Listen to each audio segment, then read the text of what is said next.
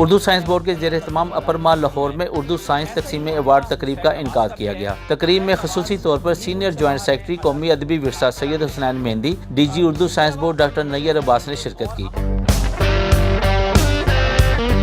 اور بہترین کتابوں کے مصنفین کو شیلڈ، سرٹیفکیٹ اور نقد انعامات بھی دیے۔ اس موقع پر انہوں نے کہا جو ہمارے مصنفین جنہوں نے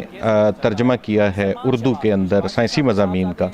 ان کی حوصلہ افزائی ہو اور وہ آئندہ اپنی کاوشیں جو ہیں وہ اسی طریقے سے جاری رکھیں، تاکہ نہ صرف ان کی اپنی جو علمی قابلیت ہے اس کے اندر اضافہ ہو، بلکہ قومی لیول کے اوپر جو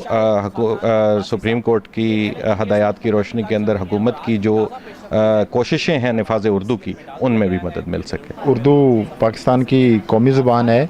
اور پاکستان کی جو 72 زبانیں ہیں ان میں یہ واحد زبان ہے جو پاکستان کے تمام ان 72 زبانیں بولنے والوں کو یکجا کرتی ہے۔ اردو کا یہ کردار تو کسی سے ڈھکا چھپا نہیں ہے، لیکن اردو کو ایک باقاعدہ علمی زبان بنانا اور ایک سرکاری زبان کا درجہ دینا، اس میں ابھی کافی کام کرنے والا ہے۔